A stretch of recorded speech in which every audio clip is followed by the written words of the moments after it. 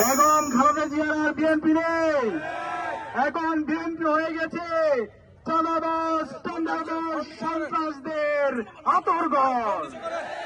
জুলাই বিপ্লব পরবর্তী আমরা আশা করেছিলাম যারা মুসলিম ছিল, যারা দীর্ঘ ফেসিবাদ বিরোধী আন্দোলনে আমাদের সহযোদ্ধা ছিল, তারা জুলাই বিপ্লব পরবর্তী শহীদদের আকাঙ্ক্ষাকে ধারণ করে নতুন বাংলাদেশ বিনির্মাণ করার জন্য কাজ করবে।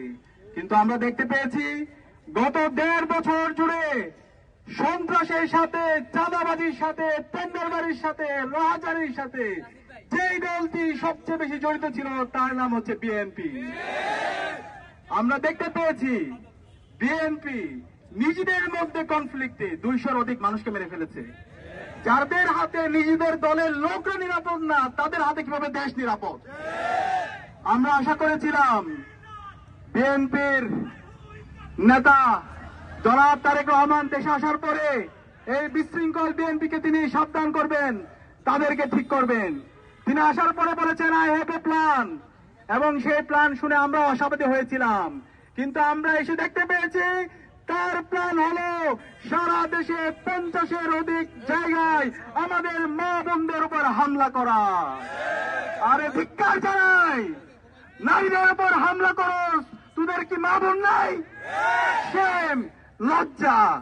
একই সাথে আমরা দেখতে পেয়েছি সারা দেশের প্রতিটি পাড়ায় পাড়ায়, মহল্লা মহল্লায় চাঁদাবাজির সাথে এই দলের তৃণমূল থেকে কেন্দ্র পর্যন্ত সর্বপর্যায়ে নেতৃবৃন্দ জড়িত আছে, এবং এই চাঁদাবাজি যাদেরকে যারা করে তাদেরকে আবার পুরস্কৃত করা হয়।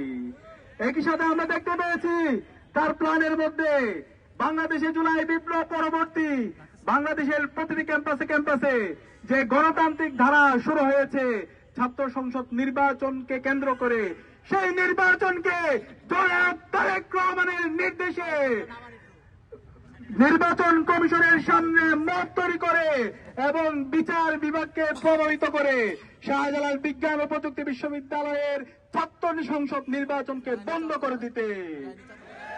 আমার কাছে মনে হয় এই বিএনপি 12 ফেব্রুয়ারি পর্যন্ত যাওয়ার আগে তারা আগে পরাজয় মেনে নিয়েছে। আমরা চাই আপনারা আগে থেকে পরাজয় বরণ করার দরকার নেই, সুস্থতার রাজনীতি করেন।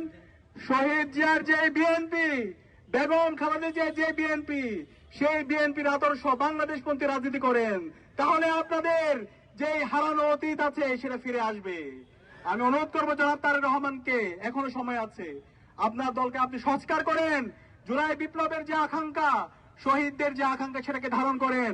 সন্ত্রাসী যে আছে, নারী হেনস্থাকারী যারা আছে, তাদেরকে আইডেন্টিফাই করে তাদেরকে বিচারের আওতায় নিয়ে আসেন।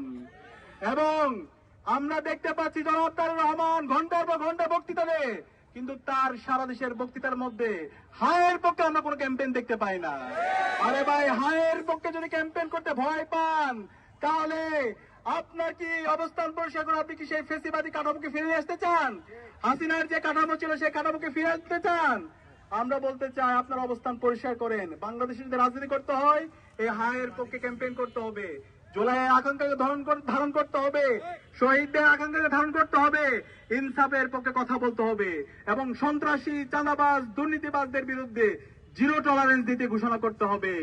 আমরা আজকে দেখতে পেয়েছি শেরপুরের মধ্যে এই বিএনপির সন্ত্রাসীরা হামলা করে জামাতের রেজাউল ভাইকে হত্যা করেছে, এবং একই সাথে এখন পর্যন্ত 10 জন মুমূর্ষু অবস্থায় আছে। প্রায় 100-এর অধিক জনতা তারা আহত অবস্থায় হাসপাতালে আছে। আমরা কোয়েশ্চেন করতে চাই নির্বাচন কমিশনকে, আপনারা কি করেছেন? যখন এই প্রার্থীদের উপর হামলা হচ্ছে, জনগণের উপর হামলা করছে, রাজনৈতিক দলগুলোর উপর হামলা হচ্ছে, তখন এই আইন শৃঙ্খলা বাহিনীকে আমরা পালাতে দেখেছি। আপনারা যদি এভাবে এই নাগরিকদের নিরাপত্তা নিশ্চিত করতে না পারেন, তাহলে আপনাদের দায়িত্ব নেওয়ার দরকার নেই। আমরা অনুরোধ করবো অন্তর্বর্তীকালীন সরকারকে এবং নির্বাচন কমিশনকে একটি ফ্রি, ফেয়ার, ক্রেডিবল নির্বাচন করার জন্য লেভেল প্লেইং ফিল্ড ইনশিওর করতে হবে, এবং যারা সন্ত্রাসী আছে, যারা দুর্নীতিবাজ আছে, যারা চাঁদাবাজ আছে, যারা বাংলাদেশে সেই মাসল পাওয়ার পলিটিক্স ফিরে নিয়ে আসতে চায়, তাদের বিরুদ্ধে ব্যবস্থা গ্রহণ করতে হবে। আর যদি সে জায়গায় ব্যর্থ হয়, তাহলে বাংলাদেশে জুলাইয়ের প্রজন্ম যেভাবে রাজপথে নেমে এসেছিল তার চাইতে শক্তিশালী ভাবে তারা রাজপথে নেমে আসবে।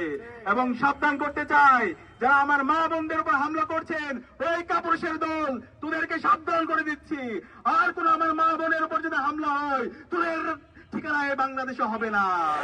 আমরা বলতে চাই, জুলাই বিপ্লবে খুনি হাসিনা, নিষিদ্ধ ছাত্রলীগ 15 জুলাই আমাদের বোনদের উপর হামলা করেছিল, আমাদের ভাইদের উপর হামলা করেছিল। এই হাসিনার ঠিকানা এই বাংলাদেশে হয় নাই। এই ছাত্র জনতার বিপ্লবের মাধ্যমে হাসিনা এই দেশ থেকে দিল্লিতে পালিয়েছে। আপনারা যদি সেই হাসিনার রাজনীতি করতে চান, সেই সন্ত্রাসের রাজনীতি করতে চান, আমার মা বন্ধুর উপর হামলা করেন, এভাবে রেজাউল ভাইদের উপর হামলা করেন, তাহলে আপনাদের এই ঠিকানা এই বাংলাদেশে হবে না। আমরা অনুরোধ করব সকল রাজনৈতিক দল, সকল ছাত্র সংগঠন, সিভিল সোসাইটি, মিডিয়া সবাইকে দায়িত্বশীল আচরণ করার জন্য। কেউ যদি এই ফেসিবাদী কাঠামোকে রেখে দিতে চান, এই ফেসিবাদের দালালি করেন, তাহলে এই দালালদের মুখোশগুলো আমরা উন্মোচন করে দিব। আমরা কাউকে আর সহ্য করবে না। আমরা